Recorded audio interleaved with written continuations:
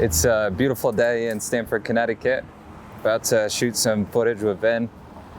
We're going to talk a little bit about acceleration, going from point A to point B. It's funny, we were shooting one of these mini documentaries last year, and it was the first time that we had shot moving footage. And after it, we were both like, oh, there's so much that we can learn from just doing this once. And that's what happens when you go from point A to point B. You're at a certain point, but then you take action to get to that next point, and you learn, you develop, you refine, you build positive habits to get to where you are, or to get to where you want to be, which is that point B. And there's so many different ways to get to point B with your health, wealth, and relationships. Someone asked me last night, they're like, Brandon, you seem like you're so good at public speaking. How did you get to that level? And I said, well, when I was a freshman in college, I had to take a speaking class, a public speaking class, and I was getting C's. And I was so frustrated because I would put so much effort into these speeches, and I was very monotone, and there wasn't a lot of passion in the speeches. And I got to credit my teacher because she was honest with me. So I said, what do I need to do to get an A? Like, how can I get an A? And she said, Brandon, you need to speak about something that you're passionate about. So I said, okay, I'm going to speak about Shania Twain. And I spoke about Shania Twain. I sung some lyrics, I had fun with it, and I ended up getting, I think, like a 93 on that speech. And people still talk about that speech today. And that really inspired me that there is something here, despite not doing too good early on. If I talked about things I was passionate about, if I talked about things that could bring value to people, then maybe there was something there. So then I started looking for opportunities to speak in front of people at my school. And we used to have these big golf tournaments, these 12-man golf tournaments. And every year I would make this little speech before we went out and played. We would pregame in the apartment. And by my senior year, I started to really try on these things. So I would go to bed at night and I would start thinking about, like, what could I say that could bring value to the team? And I'd play the speech over and over and over in my head. And then I remember I stood on the table that morning, and it was probably one of my favorite speeches I've ever gotten. And a lot of people don't think of public speaking like that. A lot of people don't think of practice like that. But when you surround yourself with a good group of people, there are so many opportunities to grow personally, professionally, and financially. So then when I got out of college, I went to this seminar. It was Alex Morton's seminar. This was in 2016. And he had us come up with goals. And one of my goals was to speak in front of 50 people by the end of the year. So this was in June. And I thought it would be easy, because I was like, oh, there's a lot of people who do that. And then I started to realize, wow, to speak in front of 50 people, you gotta get 50 people to actually show up. So one of the things that Alex had us do is he had us say the goal to someone in that room. And just by saying it, it really made me believe, like, hey, if I'm gonna say that, I'm gonna have to lead by example and at least give everything I got to achieve that. So 2 months before I actually spoke, I booked 4 speeches in one day at the school I went to, Methodist University. So that was in November. So this was probably the beginning of September. I'd booked 4 speeches and I was all excited. But I'm like, I need to learn how to be a better speaker.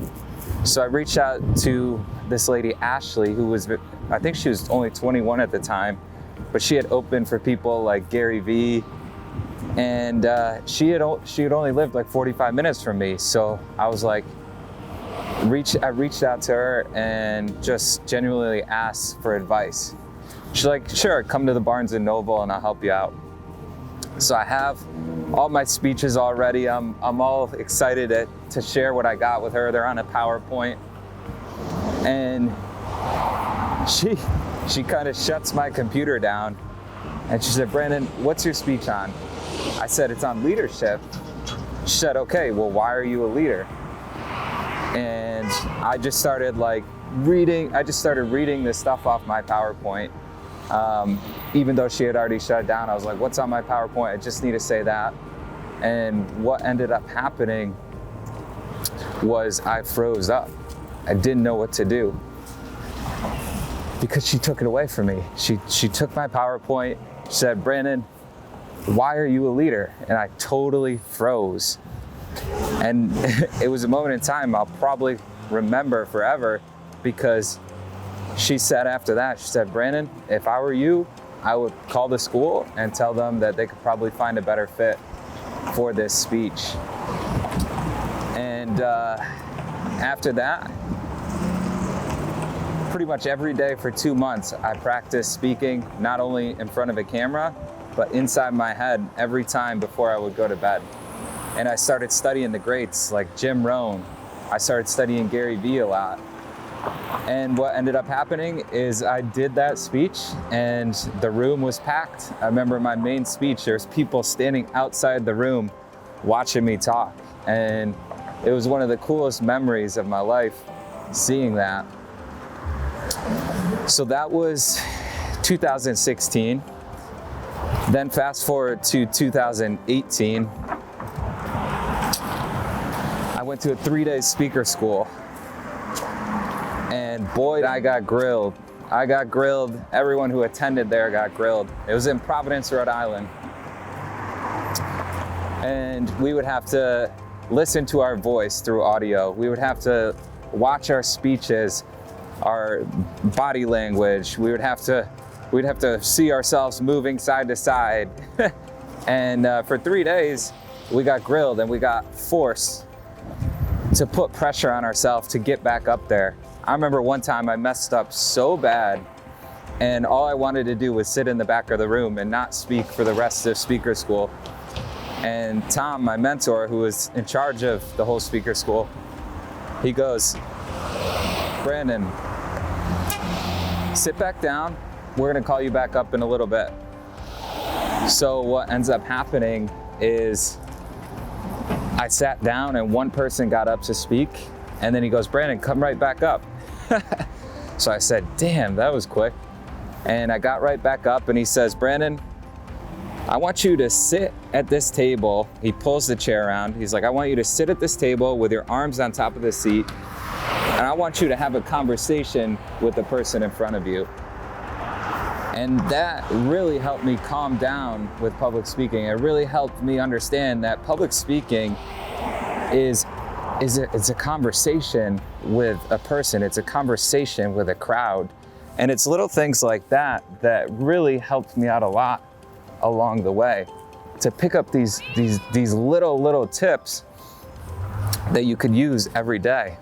So then after the 3 days of speaker school, I was like, I need to keep practicing. I need to keep practicing. I need to keep practicing. And I committed to doing 4 posts a week on the Warm Heart Life page. I was kind of embarrassed to be posting videos on my personal page, so I started the Warm Heart page where I would make 4 posts a week, and they were mostly video posts. So I forced myself to get in front of a camera. I didn't know anything about audio. I didn't know anything about cameras. I just put up my iPhone and I would start filming. The funny thing is, a lot of people are like, wow, like you're good in front of a camera. You make it sound so natural. But what a lot of people don't see is that whole process from when my teacher freshman year said, Brandon, you have to speak with more passion. So this has been about a 10-year journey to get to where I am right now. And there's still so much that needs to be worked on. I still get up there and sometimes I'm nervous. Sometimes I'm like, oh, that could have been 10 times better. But that's what it's like going from point A to point B. You start wherever you are, and then you take a step down towards that point B, towards that path. And each benchmark, each opportunity that you have is a chance to get better and better and closer to that point B. But going from A to B doesn't happen overnight. There's a lot that happens in that process. And getting connected with the right people, getting connected with people who are in a similar mindset encourages you to keep going, because there's plenty of times where you'll get down on yourself. There's plenty of times where you'll get confused, frustrated, where failure pops in the way. But when you surround yourself with more plus ones like we talk about, it's a lot easier to stay on track and stay away from getting off that road.